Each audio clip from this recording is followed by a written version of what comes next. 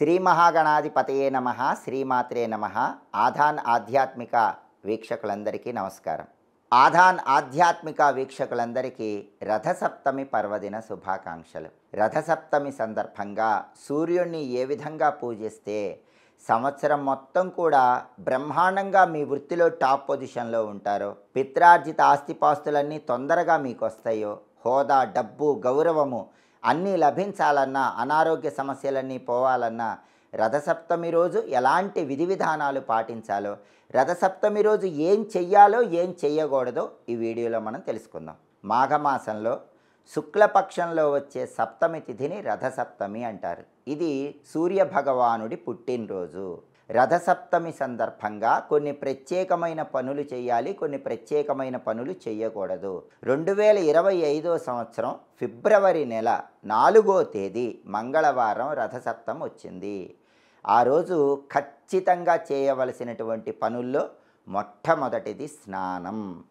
రథసప్తమి రోజు ప్రత్యేకంగా స్నానం చేస్తే 7 జన్మల్లో ఉన్నటువంటి పాపాలు, 7 జన్మల్లో ఉన్నటువంటి దరిద్రాలు మొత్తం తొలగిపోతాయని ప్రామాణిక గ్రంథాల్లో చెప్పారు. మరి స్నానం ఎలా చేయాలి? 7 జిల్లేడాకులు తీసుకోవాలి. 7 రేగి పండ్లు కానీ 7 రేగి ఆకులు కానీ తీసుకోవాలి. ఆ 7 జిల్లేడాకులు వాటితో పాటుగా 7 రేగి పండ్లు కానీ 7 రేగి ఆకులు కానీ శిరస్సు మీద పెట్టుకొని రథసప్తమి రోజు తలంటు స్నానం చెయ్యాలి. అది కూడా ఇక్కడ బ్రహ్మరంధ్రం మీద 7 జిల్లేడాకులు 7 రేగి పండ్లు లేదా 7 రేగి ఆకులు ఉంచుకొని తల మీద నీళ్లు పోసుకోవాలి. ఆ తర్వాత తలంటు స్నానం చేయాలి. ఇలా చేస్తే 7 జన్మల్లో చేసిన పాపాలు తొలగిపోతాయి, 7 జన్మల దరిద్రాలు తొలగిపోతాయి. అందుకే ఈ స్నానానికి అంతటి ప్రాధాన్యత ఉంది. అలాగే రథసప్తమి రోజు స్నానం చేసిన తర్వాత సూర్యుడికి ఒక ప్రత్యేకమైనటువంటి నైవేద్యం సమర్పించాలి. ఆ నైవేద్యం ఏంటంటే ఆవు పాలతో చేసినటువంటి పొంగలి సూర్యుడికి నైవేద్యంగా సమర్పించాలి.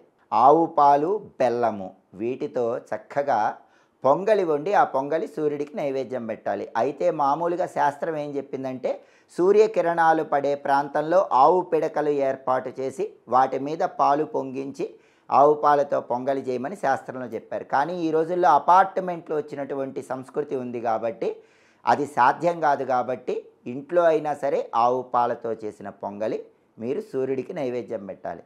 అయితే మరి సూర్యుడి విగ్రహం కానీ సూర్యుడి ఫోటో కానీ అందరికీ అందుబాటులో ఉండదు. అలాంటప్పుడు ఏం చేయాలో కూడా శాస్త్రంలో చెప్పారు. ఒక తమలపాకు తీసుకొని ఆ తమలపాకు మీద ఎర్రచందనం కొద్దిగా నువ్వుల నూనెలో కలిపి ఆ ఎర్రచందనంతో గుండ్రంగా ఆ తమలపాకు మీద గీయండి. దాన్నే సూర్యుడి స్వరూపంగా భావించుకొని పూజ గదిలో ఉంచి అక్కడ మీరు ఆవు పాలతో చేసిన పొంగలి నైవేద్యం పెట్టండి. దాన్ని కుటుంబంలో సభ్యులందరూ ప్రసాదంగా స్వీకరించండి. ఎర్రచందనం కూడా అందుబాటులో లేకపోతే గంధంతో అయినా సరే గుండ్రంగా రూపు గీయవచ్చు. ఎర్రచందనం ఉంటే ఎర్రచందనంలో కొద్దిగా నువ్వుల నూనె కలిపి గుండ్రంగా ఆ తమలపాకు మీద గీసి సూర్యుడిగా భావించుకోండి. ఎర్రచందనం దొరకకపోతే కొద్దిగా గంధం తీసుకొని గంధంలో నువ్వుల నూనె కలిపి ఆ గంధంతో గుండ్రంగా తమలపాకు మీద గీసి సూర్యుడిగా భావించుకొని ఆ పొంగల్ నైవేద్యం పెట్టి ప్రసాదంగా స్వీకరించండి. ఇది 2వ విధి విధానం. 3వది ఏంటంటే చిక్కుడు కాయలు ఒక రథంలాగా ఏర్పాటు చేయాలి. చిక్కుడు కాయలన్నీ కూడా ఒక రథం ఆకారం వచ్చేలాగా మీ పూజ గదిలో ఏర్పాటు చేసి వీలైతే ఆ చిక్కుడు కాయల రథం మధ్యలోనే తమలపాకు మీద గుండ్రంగా సూర్యుడి రూపం గీస్తే చాలా మంచిది. ఇక 4వది సూర్యుడి ప్రీతి కోసం ఆ రోజు దానం ఇవ్వాలి. 2 వస్తువులు ఆ రోజు దానం ఇస్తే సమస్త జాతక దోషాలు తొలగిపోతాయి. ఆ 2 వస్తువులు ఏంటంటే మొట్టమొదటిది గొడుగు, 2వది పాదరక్షలు అంటే చెప్పులు. గొడుగు, చెప్పులు ఈ 2 కూడా రథసప్తమి రోజు దానం ఇస్తే సమస్త గ్రహదోషాలు, జాతక దోషాల తీవ్రతను తగ్గింపజేసుకోవచ్చు. కాబట్టి రథసప్తమి రోజు ప్రధానంగా 4 విధులు పాటించాలి. మొదటిది స్నానం, 2వది నైవేద్యం, 3వది చిక్కుడు కాయలతో రథం, 4వది దానం. ఈ 4గింటిలో మీకు ఏది వీలైతే అది చేయండి. కానీ స్నానం మాత్రం ఖచ్చితంగా చేయండి. ఎందుకంటే 4గిట్లో కూడా స్నానానికి చాలా ప్రాధాన్యత ఉంది. జన్మజన్మల దరిద్రం పోగొట్టే శక్తి ఆ స్నానానికి ఉంటుంది. అలాగే స్నానం చేసేటప్పుడు మీకు వీలైతే ఒక చిన్న శ్లోకం మనసులో చదువుకోండి. ఆ శ్లోకం ఏంటంటే నమస్తే రుద్రరూపాయ రసానాం పతయే నమః వరుణాయ నమస్తేస్తు హరివాస నమోస్తుతే. ఇది శ్లోకం. నమస్తే రుద్రరూపాయ రసానాం పతయే నమః వరుణాయ నమస్తేస్తు హరివాస నమోస్తుతే. ఈ శ్లోకం చదువుకోలేరనుకోండి, దానికి ప్రత్యామ్నాయంగా ఓం సవిత్రే నమః అనుకోండి. ఓం సవిత్రే నమః అనుకుంటూ స్నానం చేసిన అద్భుత ఫలితాలు కలుగుతాయి. అలాగే రథసప్తమి సందర్భంగా ఎవరైనా సరే సూర్యాష్టకాన్ని విన్నా చదివినా విశేషమైనటువంటి శుభ ఫలితాలు కలుగుతాయి.